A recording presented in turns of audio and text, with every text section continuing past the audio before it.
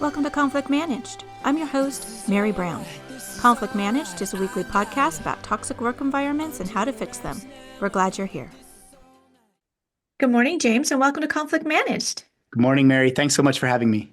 I'm really looking forward to our conversation today. And before we get into what you're up to and all things conflict, I want to hear about the first job you ever had as a young person. So the first job I ever had was actually probably before I think technically it was like legal to work. I was a paper boy. So I was approached by someone who went to my school and said, "Hey, like I used to be this paper boy," and it was the local newspaper. Every Wednesday it would come out, and so I said, "Sure, I'll do it." And I remember I got paid. I think it was like $15 a week for it. And what would happen every day or every Wednesday, I'd get home from school around 3 o'clock, and there would be two stacks of the local newspaper. This is called the Reston Connection, sitting outside my door. And if it was raining, there'd be a bunch of plastic bags. And if it was nice weather, there'd be a bunch of rubber bands. And I would have to sit there for about an hour and fold the newspapers and pack them into the rubber bands or the plastic bags, and then get on my bike or walk down the street and deliver them. And I'll tell you, like you see on the movies, like people just grabbing the newspaper out of their backpack and throwing it. It's a lot harder than it looks. I'll tell you that. And it was a very, very difficult job. And it was something though at the same time in that while it's only like the local newspaper, it's not the Washington Post, the New York Times, or anything like that. Like there was a certain amount of consistency that the subscribers and the readers really had an expectation of. And so if I was tired, if I had a bad day at school, whatever it might have been, like it really made me realize that didn't matter. Like I had to step up and I had to have the work ethic to go and be willing to do it. And, it'd take me 3 or 4 hours. So I'm done right around dinner time, have dinner, and then do homework. And it really taught me not just work ethic, but also really like commitment, and knowing that you're not doing it just for yourself. You're doing it for other people and for a bigger good. And there's people that rely on that newspaper for information. And so you need to make sure that you're upholding the expectation that the organization has. And so that really was an integral part of kind of my realization that, we play a big role in the economy and in the world. And even though you might just be the guy delivering the paper, if that one link in the chain is broken, none of the rest of it matters.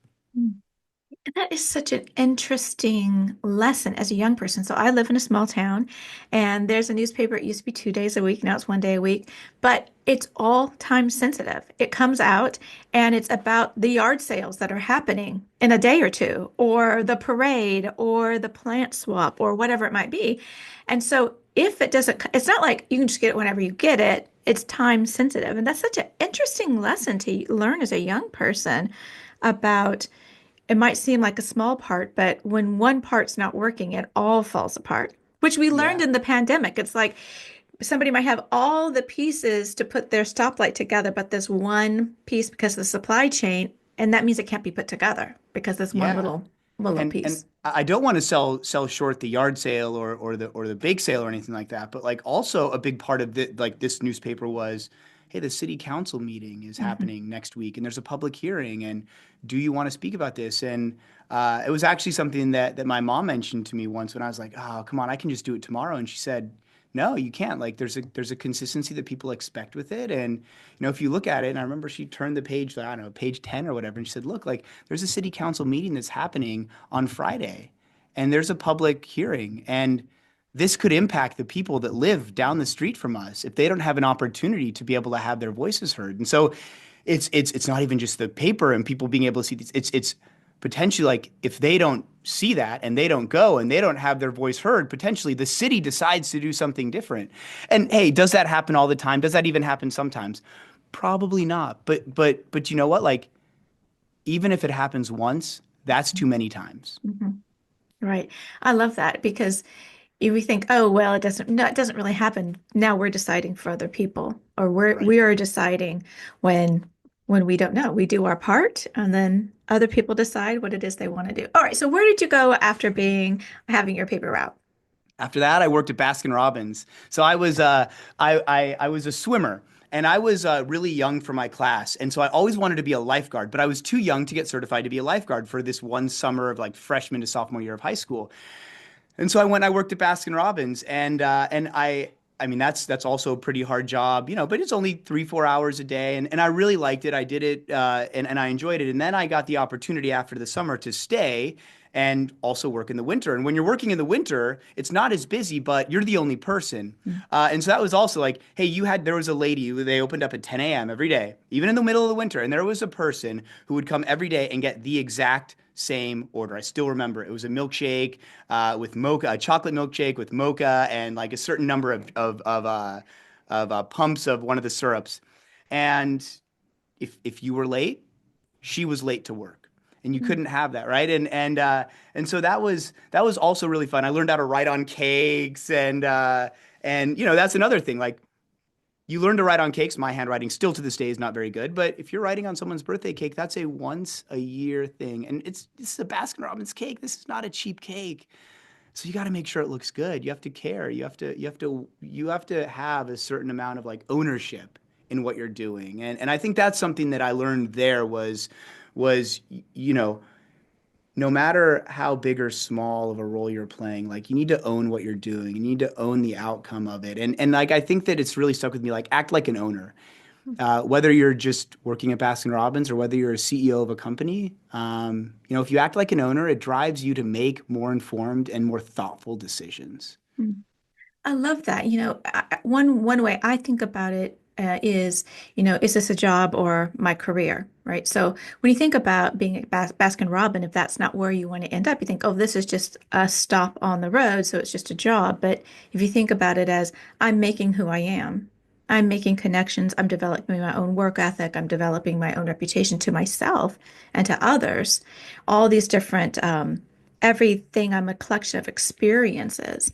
So if you have this view of acting like an owner, not everybody has that point of view because we find people at different stages of development of what's going on in their personal life, just a lot of different stages. So how did that bother you when you found coworkers that maybe didn't seem to care or didn't have the same sort of outlook that you did or work ethic? How do you how have you navigated those relationships?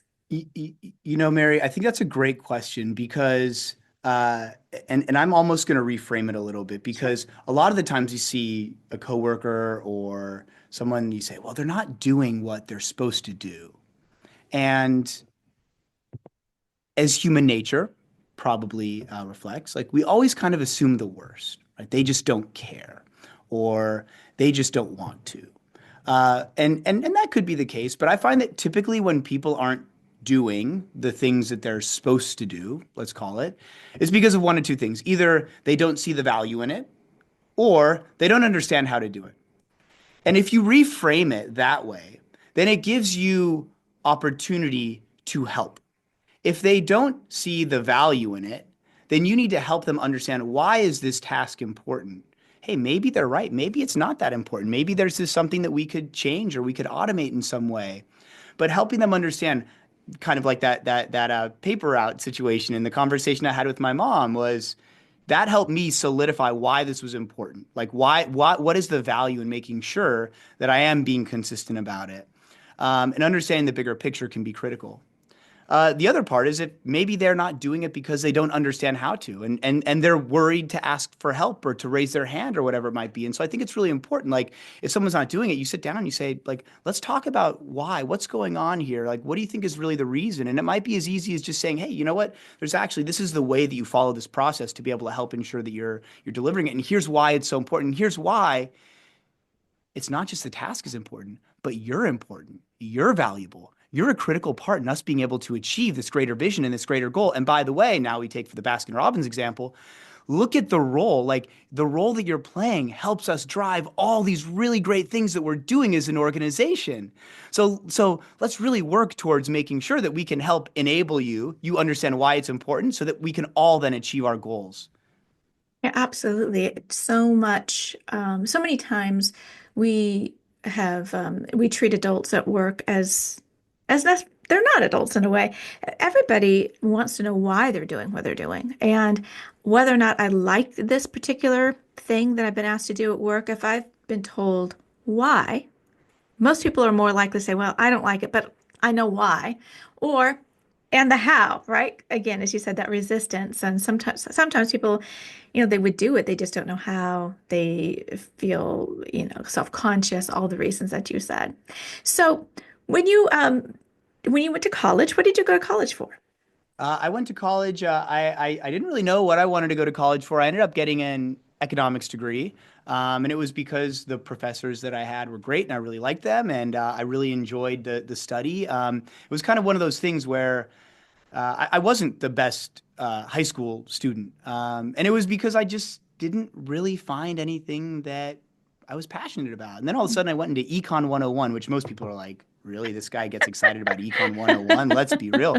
But I loved it. I loved it, and I just started to. I just ate it up, and really got passionate about it, and got into and that's how I finished my degree. And as a matter of fact, when I graduated from college, I actually originally decided, you know what, I'm going to go and change the world.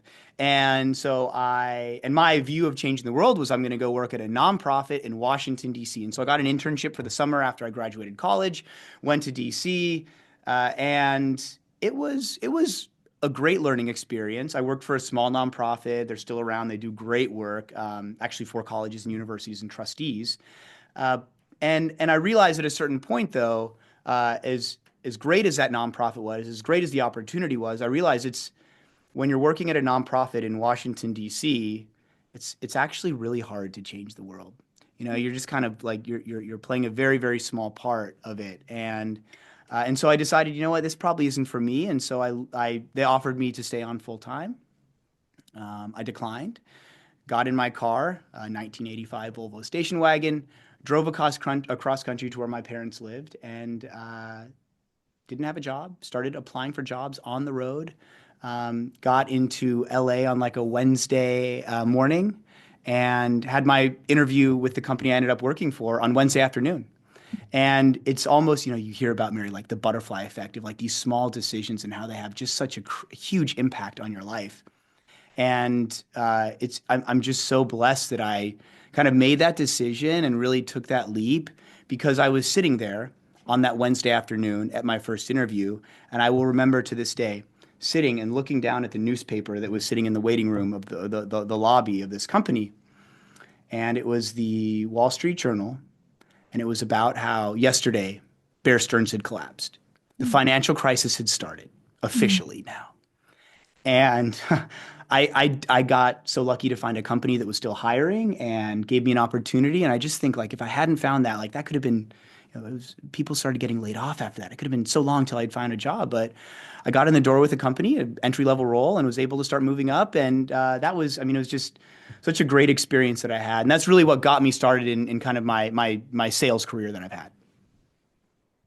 I want to hear about your sales career, but I would just want to note that I thought it really interesting that you said economics because of the professors, the people that you met. And it's really an ode to when people show up and do great work, how they can show us different opportunities, something that maybe we didn't think would be for us, but we resonated with their energy, with their interest, and people get into jobs and get into careers because of the networking, because of the people. So much of the kind of good work we do, or what we in the career trajectories that we go, is because of the people in them that we meet and that invest in us and then show us a particular path. Mary, as you started talking about that, uh, first thing I thought of was like I agree, and then the second thing I thought of was actually in high school. I was kind of a history buff. I watched I remember like the Ken Burns documentary on the Civil War. It's like 9-part series, and I loved it.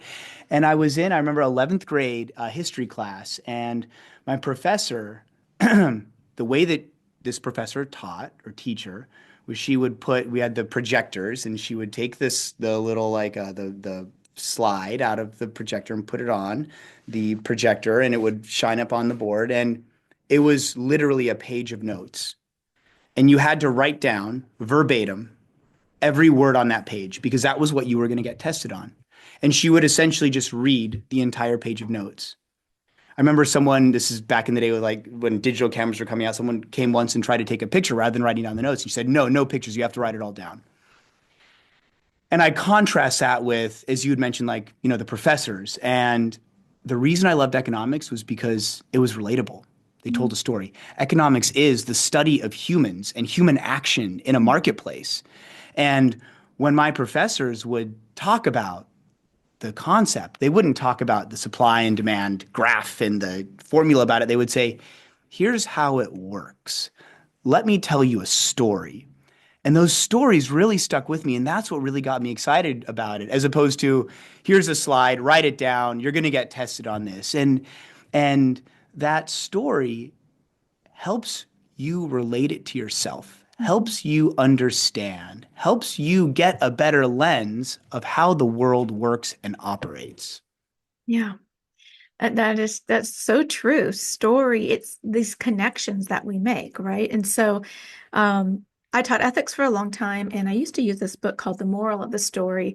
And, taking these, in a way, detached philosophical ideas and then but telling it through a story, it's so much, it can resonate with us. We can see different things. We can apply the principles. And so they're not just these abstract things that we're learning. And that's with all of our relationships, right? When we can relate and be in relation with the people that we work with elsewhere, with our clients and customers. But I think narratives is so strong because it helps us learn, it helps us to understand, and helps us to be in relationship with one another. Yeah, it reminds me of like philosophy classes and some of those ones that we all took in college. And I liked philosophy, but I realized it's very intellectual. But you read a Descartes or whatever talking about the candle. Yeah. And you realize at a certain point, like you have this big conversation in your class about it with the professor, and it's very ethereal and very thought provoking. And then you walk out and you're like, well, that may or may not be true, right? And you also think about like Nietzsche, right? Like nothing matters, right? In the world, like nothing matters. Like there's no truth, there's no lie, there's just is what it is. And it's very thought provoking. But then you walk out and you realize, like, well, it doesn't really change what I'm going to do with my life, right? Like I'm still going to do what I'm going to do. I'm going to work hard. I'm going to try to be successful. And who knows if the meaning of life is pointless or there is a greater good and a higher power and all of that. Like it's all remains to be seen and thought about. But like me, like I can only control what I can control. And I think that actually goes back to economics of like that's the whole concept of economics is people acting within a marketplace, and you want people to act in their own self-interest. There's a saying by Adam Smith. It's not by the benevolence of the butcher or the baker that you get your meat or your bread every day. It's because of their own self-interest. They're trying to do the best they can for themselves, and by that, they're doing well by you. And I think that's really important as you think about leadership, as you think about conflict and all those different things that a lot of the times people are trying to do the right thing for themselves and for the greater good, but sometimes it's just misunderstood, or sometimes they're just going down the wrong path, and it should be edited, or they do need to pivot. But I like to think that people at their core are not bad. People at their core, as long as they're educated, as long as they're given opportunities, as long as they're pointed in the right direction, they're given opportunities to make their own life better, like they're going to do well. You mentioned reframing when we were talking about something a little bit earlier. And I think that it's just really important when somebody is doing something at work and it's negatively impacting us. We are telling us a story about their behavior. But what is the story they're telling themselves, right? They're telling themselves that they're doing good work, that if they aren't doing something that maybe the company wants them to do, they have good reason for doing it, or they've got a better reason to do it in another sort of way. But but really thinking about this sort of reciprocal altruism within companies and with any kind of relationship, it's not me over you or you over me, but us together, right? So the baker and the butcher, right? One reason why I don't sell rancid meat is It's also for my reputation, but also because you're my neighbor. And, we have this almost golden rule kind of when we operate in this kind of way with my good and your good aligned, then, it's good, better for everybody. We all benefit. Yeah. And so, and yet we don't always act that way. And yet we get into these conflicts at work, and I end up vilifying this other person. And people talk about the work nemesis. And there's a lot of discord in work environments. So, can you tell us about maybe you as a young person, how you dealt with conflict, and maybe how you think about it now, if it's changed at all? Yeah. I think that uh, when I was earlier on in my career, uh, as we all are when we're young, idealistic, and we know best, and our way is the right way. And so sometimes when you see conflict, it can be frustrating. And a lot of the times, what happens is that people talk at each other, not with each other. I Mhm. want you to understand where I'm coming from. You want me to understand where you're coming from, right? You just want to tell me. And really, a lot of the times, what's important is actually, flipping across to the other side of the table and sitting next to someone, both potentially, like literally and conceptually, and saying, tell me where you're coming from. Help me understand. And if you understand truly what someone's approach is and why they're doing something a different way than the way that you think is right, it helps you understand not just them. It might change your decision or your way of looking at things, but it can also help if they've been able emotionally to kind of unload and you're saying, yes, I understand, I get it, I understand where you're coming from. And then you can help as opposed to starting from your position and their position, you're starting from a point of understanding together where they're coming from. A lot of the times you can get a better outcome. And I think that that's really important because, everyone is so different. I think one of the most amazing things about the world is that different people are good at different things, and that is what makes the world tick and go around. And we have people on our team that are very, very data driven and like the strategy team, and looking at the numbers and diving deep. And sometimes they get really into the detail and it really into the numbers. And that's there's nothing right or wrong about that. It's just how they think and it's how they approach problems and it's how they approach the world. And so it's important to see things where they're coming from, but also understand that actually the sum is greater than the individual parts. And by you working together and taking these different perspectives, which sometimes can feel like they're at odds, actually taking them and having those things work together, you're going to get a better outcome at the end of the day. Reminds me of a time, actually, Mary, when I was getting my MBA, and I was in a class, an organizational design class, talking about how businesses function really effectively. And they showed a couple of graphs, and they said, if you if you look at it and you want a team in the super super short term, you have like a really like a 2 week project that you need to have get done. Take people from very different, or sorry, take people from all very similar backgrounds, very similar types. This could be like all people that are in finance or all middle-aged white men or whatever it might be, and just have them do it. And you'll get a really good outcome in the beginning. But then if you look at it actually longer term, it plateaus. There's a lack of diversity of opinion. It Mhm. becomes an echo chamber. Right. If you want a team that is high performing in the long run, you need a very, very diverse team. Diverse perspectives, diverse ethnicities, diverse genders, diverse backgrounds, diverse skill sets. And it will take longer for them to like figure out like what's the way of working because right like Mhm. there's a little bit of like there's a bit of friction, right? Like you don't think the way I do. I don't think the way you do. We have such different backgrounds. But once you're able to understand and start working with this person and the team understands the dynamic, 10 times out of 10, they outperform the homogenous team. And that is something that I think is so critical. Like when I'm hiring, when I'm looking at building a team, like if you just have all the same type of people, all sales people, all marketing people, all operations people, you're stacking the deck against your favor. You really need to have a very diverse background of the type of people And you need to walk into it knowing it's going to take time. It's going to take time, but you will have a better outcome longer term. Mm. Yeah, I mean, excellently put. I 100% agree. And as you said, that the data bears it out. But common sense also tells us this, right? So if our client is diverse, and in order to meet our client's needs, we're going to need all these different sorts of moving parts in order to do it well, do it excellently, be innovative, be relevant, then we're going to need all these different sorts of moving parts. The whole is greater than the sum of its parts, as you said. Perfect. And so we ought to expect conflict, right? I mean, the conflict is never the problem. It's when we don't manage it, when we don't set our expectations, when we think something is wrong because people are not processing the way that I'm processing, valuing what I'm valuing, and I'm meeting resistance. And it's like, well, I mean, I'm fabulous and I have wonderful ideas. So why are you disagreeing with me?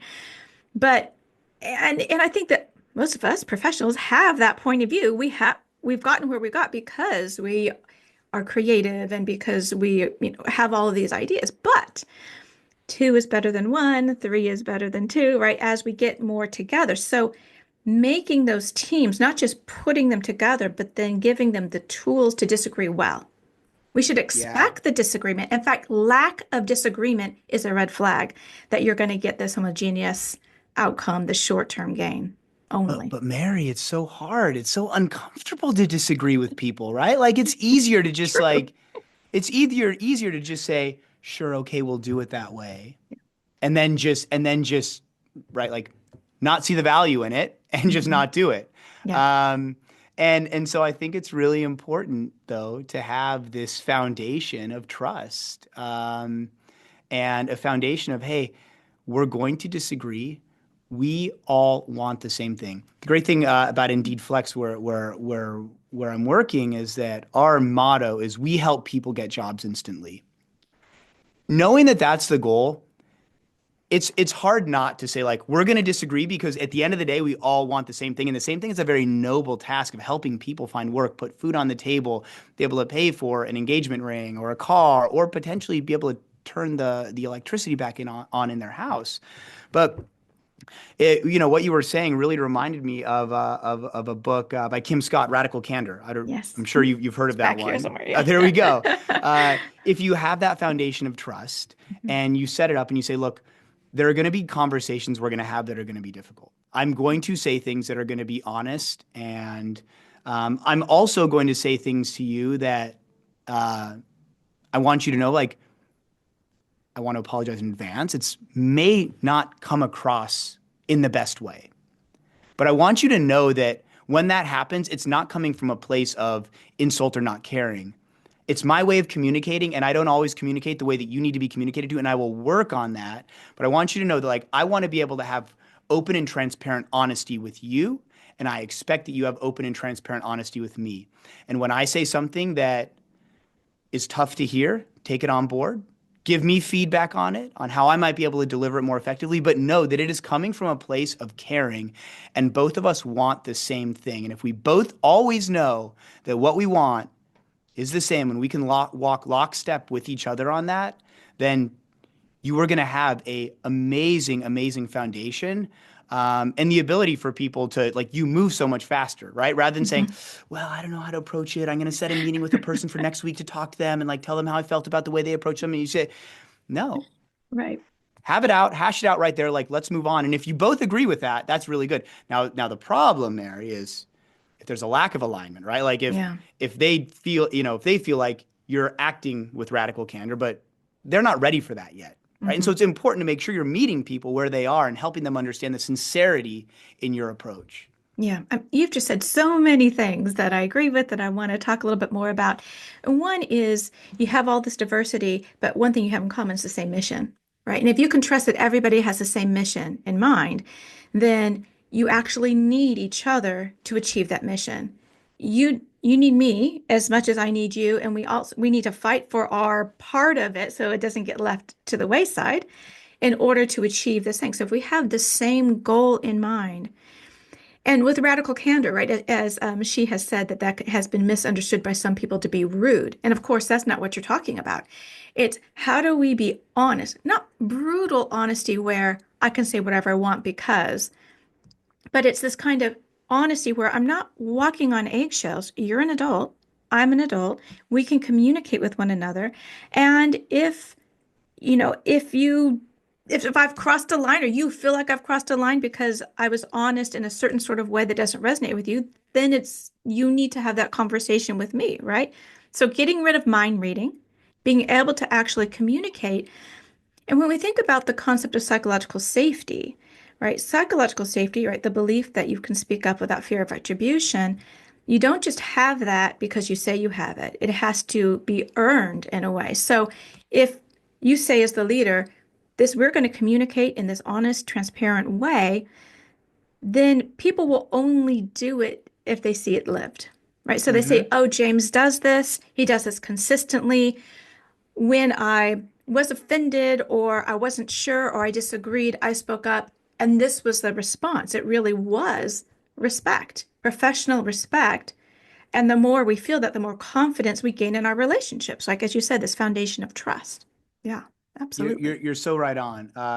It reminds me of kind of going back to that job that I got right in the middle of the Great Recession. I remember there was this client that I sold once, and um, there were some issues with the account and getting it set up, and it was like really tough because I had told them like, hey, we're gonna get it all going and on time, and it's gonna be great, and uh, and I hadn't told the client that there was this issue, and I was talking to my boss, and he said, have you communicated with them? And I said, no, I haven't. He says, James, bad news doesn't get better with time. And That's great. boy, oh boy, like does that ever stick with you? Um, I remember talking to someone actually quite recently, and they almost said the same thing. They said, if you don't tell someone, if you don't Mhm. communicate with someone the feedback, it feels easier for you, but you know what you're doing? It's disrespectful for them. Yeah. Especially if there's someone who reports to you, right? If there's Mm. someone that you are their manager, their boss, and you're not telling them this feedback, they're not getting any better at their job. They're Mhm. not given the opportunity to know it and to improve and develop. And then it becomes not just me that's seen there's a deficiency, but it becomes other people in the organization. You're doing them a disservice. So bad news does not get better with time. Have the foundation, Mary, of knowing that we're going to be honest and transparent. We're going to have radical candor. It's going to be respectful. And by the way, I expect upward feedback as well. Mhm. But I'm going to tell you these things and I'm not going to wait. Feedback needs to be direct, it needs to be immediate, it needs to be timely. Like this is so important and so critical. And it's where we lose a lot sometimes Mhm. because we want to be nice, but really we're actually long term, we're almost being rude to the other person Yeah. by not telling them. And and I don't know if this is not 100% true, but I think a lot of that is cowardice, right? I want to protect myself. I don't know how to. I'm afraid of if I say this, what the consequences are going to be. I'm afraid of your emotional response. I'm afraid you're going to get defensive. And so, insofar as we develop our own conflict competencies and get really clear about and do the preparation to have a difficult conversation, right? So, yeah, feedback, because everything that you said, it is disrespectful. It is not caring. I live in the South, and in the South, there's this. I actually love living in the South, but there is this sort of shellac of kindness where we don't tell people the truth, which is the opposite of kindness. You hold Yeah. somebody out for derision, and it's fiscally irresponsible because it puts the company is more at risk because people aren't performing, they're not given the opportunity to perform. You're getting these gaps that widen, and then now we can have dissent within the team and gossip and factions. And so it is irresponsible as a leader. It's not kind and it is fiscally irresponsible. Mary, I really appreciate it. I feel like you are living radical candor because you Yeah. just called me out on cowardice. And I think you are right. And it's a hard word to hear, but I think you're right. Like when you don't do that, you're kind of being a coward. This takes me back to another story. I remember once when I was now managing managers. And I had a new manager, and we had to have a very difficult conversation with one of the people on our team. And this manager had never done it before, and I had, and so he was going to sit with me and watch as I, for someone on his team, delivered some very very tough feedback. And I remember sitting there, uh, myself and this manager sitting next to me, and this other person across the table from me, And I remember about to get into it, and I was thinking to myself, I'm so glad that this guy is sitting next to me right now because if he were not, I would be a coward. Mm, I probably wouldn't do it. I would kick the can down the road and I probably wouldn't be as direct. And I probably would not have delivered the full message. mm, And it really made me realize that exactly what you said is that sometimes it's right, it's easier. We're mhm. doing them a disservice, but you know what we're doing? We're taking the easy way out. Yeah. And that's so unfair for other people that we do that. We need to be willing to do the hard things to be able to help make people better. I absolutely agree. I mean, I would call myself out definitely of being a coward. I am a conflict avoider, or I have been for most of my life, and I am working on that. I'm a few years into the process of trying to get better. But I see that when I don't have a difficult conversation, it is not for them. It is for me. It really isn't for me because I weaken the strength of my relationships. They become more brittle. They're less authentic. And I indulge in this lack of virtue. I want to be courageous, but you only get that by doing it, right? It's this Hmm. habit that the more you do it, the more you trust yourself and the more other people trust you. I mean, this is the thing with difficult conversations. It doesn't just impact primarily the person you're not telling the truth, it impacts you, but it impacts the team. Because when somebody on the team is being held to a different standard, when the boss won't do what the boss needs to do, everybody feels it. And all workers are looking at the playing field. What's the truth here? What's really required here? What is the standard? And now this is the standard of where I work. Do I want to be a part of that? Right. And so if I'm a professional, do I really want to be a part of an organization that won't do what it needs to do? Because hard things are always around the corner, right? We're all doing hard things, but people stuff, that's real hard stuff. Yeah, definitely, and especially when you're in a leadership position, you need to drive the organization and the metrics and the goals that you have particularly, but then you also need to like your job is ultimately to get the most out of your team and to be a transformational leader where they're driven and they want to do great work. And I don't know if you've ever heard of John C. Maxwell 21 Indisputable Laws of Leadership, and one of his is the law of legacy, which is you need to set up your team so that if you disappeared one day, they would be able to do a great job. Um, and one of the things you were mentioning before really reminds me of, we've talked a lot about diversity in teams, and you'd mentioned about living in the South and how sometimes people are less than completely honest about negative feedback or how they're feeling, and it reminds me of the cultural differences that we see. And you mentioned the South, and you contrast that with people from New York who are very direct and how that can seem off-putting.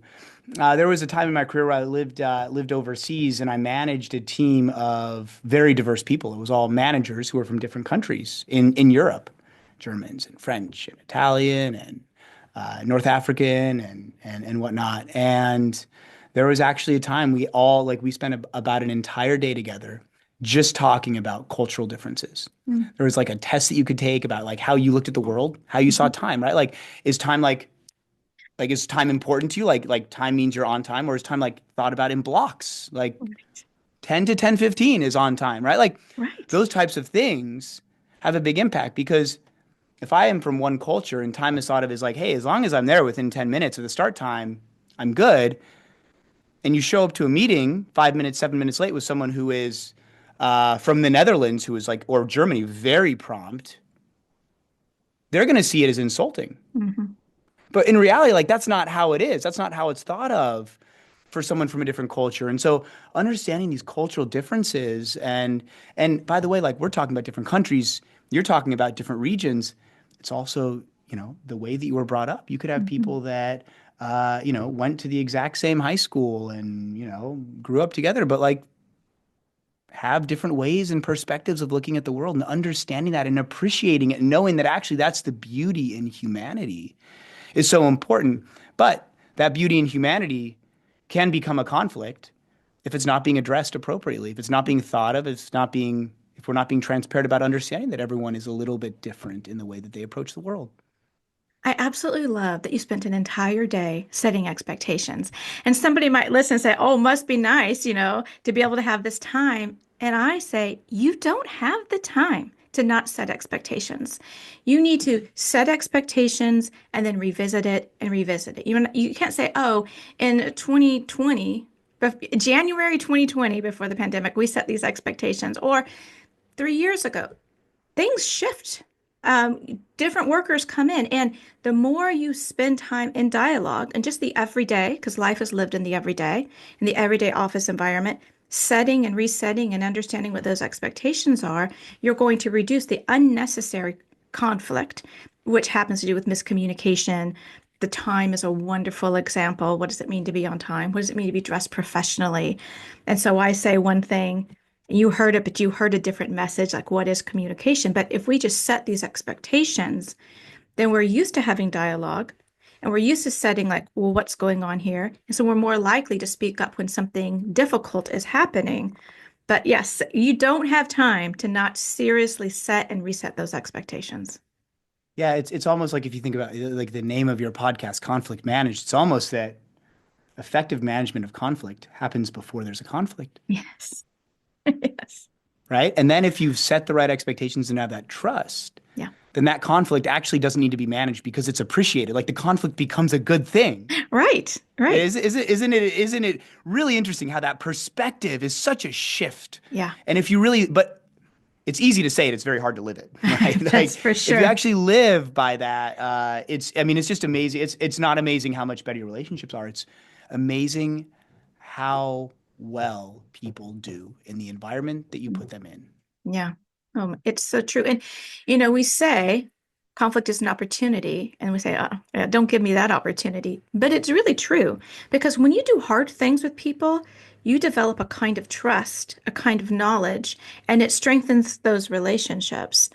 And so, one reason I do the kind of conflict management that I do, I was in mediation, but the time people get to mediation, so much has, I mean, I love mediation. Definitely mediation. But can we try to get before mediation? Because usually something's been going on for a long time. But I say early, often, swiftly, justly. If you train people and empower people as soon as, maybe not the first time they rolled their eyes, but maybe. But if it's the second time, now it's a pattern. And say, hey, I noticed this at the meeting. What's going on? Then That- the stakes are much lower because it's not this thing that's been going on for 6, 7 months, 2 years. So I'm gonna take the potentially, I'd love to know if you agree, kind of the business analogy here. If you get to mediation, like you're talking about, that's the business equivalent of you have to pull the contract out, right? Like what we find is like when we're contracting with clients, the legal teams will go back and forth and this and that, right? On like what you're going to do. But in reality, if there's an issue that happens and that occurs, you need to act swiftly. You need to have communication and conversation with the customer, and be able to act in a way that is going to drive the best outcome for everyone and help to rectify the situation. And if you've gotten to the point of having to pull out the contract, things are already broken. Mhm.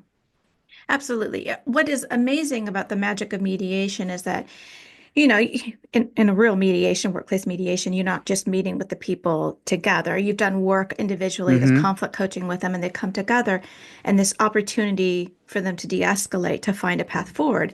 And usually, once you've done all that work and you get them together, they can find the path forward because in conflict, we think, I'm right, you're wrong, you should leave, be fired, be moved because I'm right, you're wrong. But we find out that's wishful thinking, not going to happen. You're going to be together the next day at work.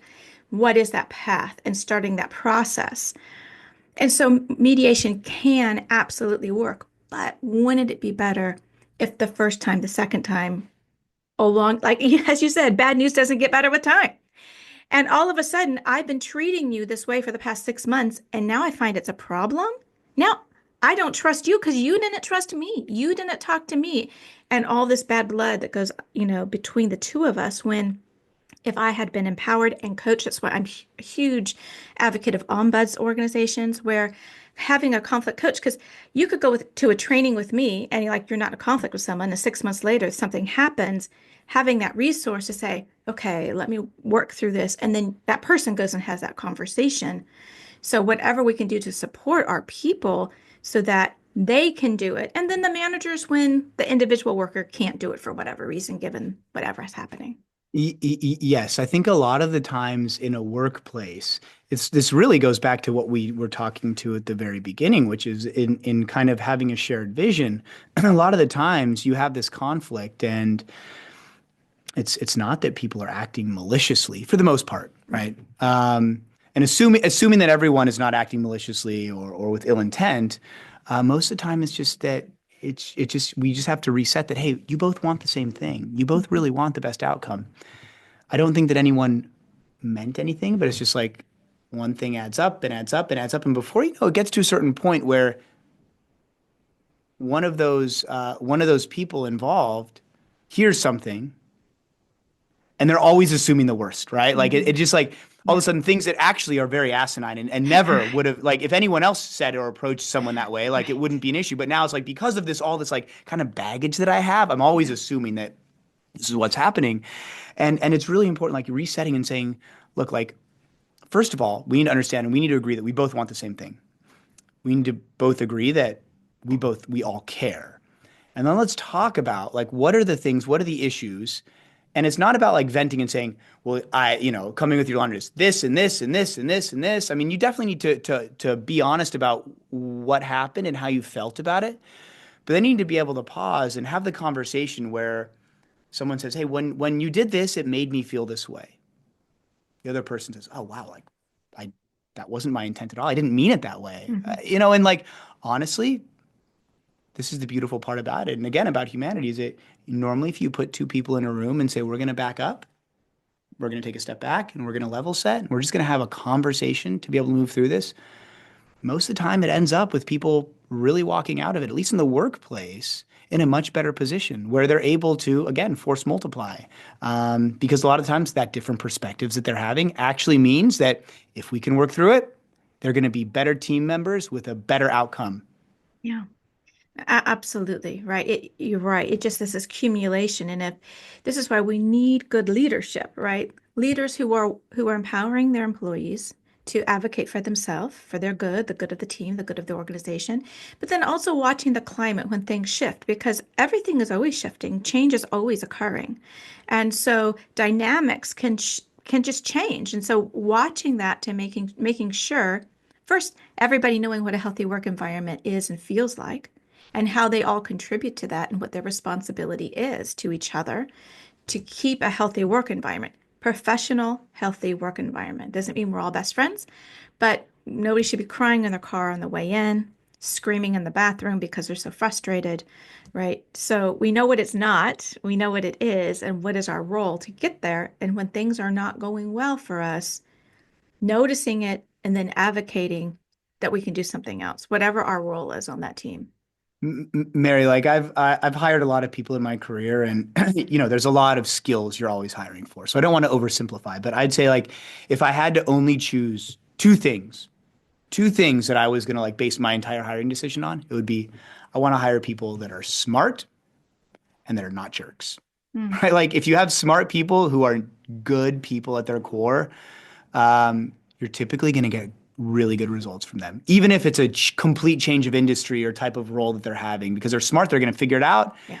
They're not jerks, so it's coming from the right place, and they're going to try to and want to get better and improve. But I find those two things like typically are pretty good determinations of if someone's going to be good and going to be successful. And the nice thing is about Indeed Flex, where we work, is having this motto: we help people get jobs. That it attracts people who tend to want to have a greater good type of feeling, right? Like what we're doing is you're helping other people achieve something, and so it really drives that type of candidate and the type of people that like we really care. And I'd say like we a little bit have the easy button in saying that, hey, when there is a conflict, it's really easy to say, look, like this is both everyone. We're coming from the right place. We're coming from a place of caring. We have different perspectives, but at the end of the day, we want the same thing.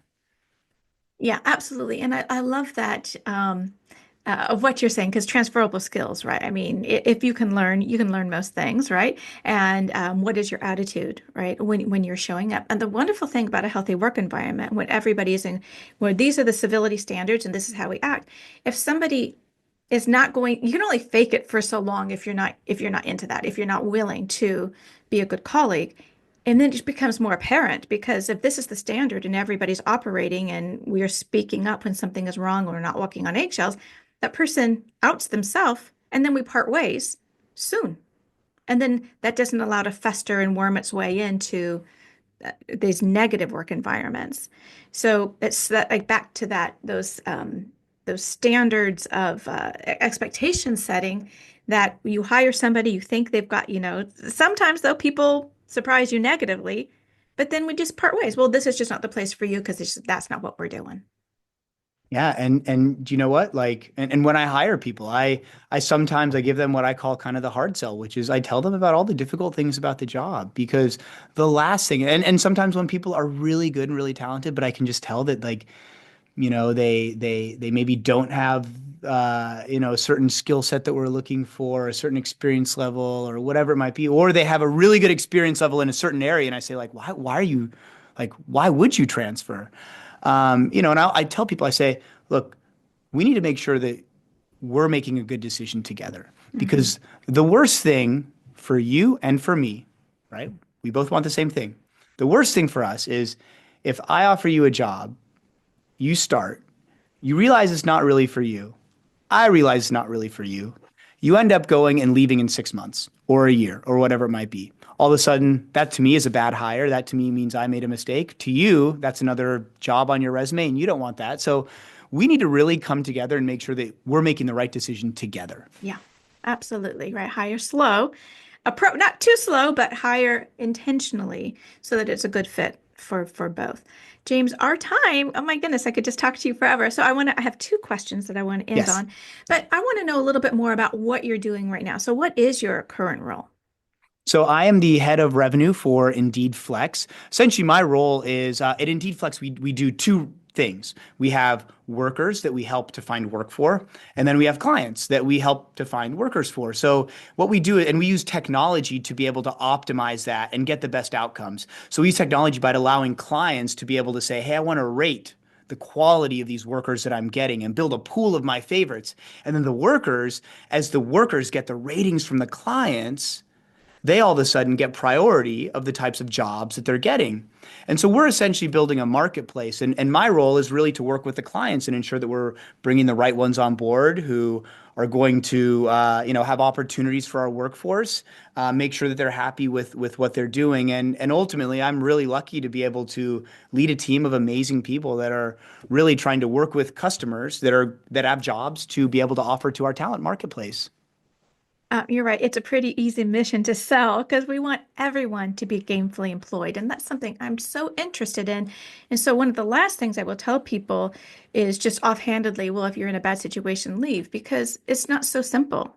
But we want people in the right places where they're being treated well so that they can do their best work. It's good for them, the team, the organization, and society as a whole. So, Yep. in order to get this workforce of the future, what do you think needs to happen so that not only will all workers be treated with dignity and respect, which is just a baseline, but we want people to thrive and flourish? So, what do you think needs to happen? Well, if I'm going to take this from the perspective of kind of what I do on a day-to-day basis, I think that what is so important is to have transparency and ultimately a meritocracy. Mm. So what I mean by that is that the customers, the clients, the businesses that are employing people, they need to make sure that they are doing the best they can to be the best employer because they are competing for talent.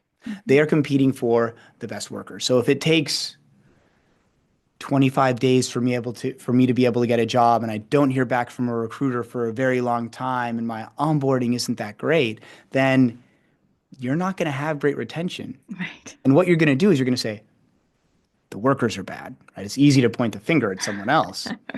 And so they need to be really honest with themselves about like, are we doing things the way that is going to help us drive the best outcomes?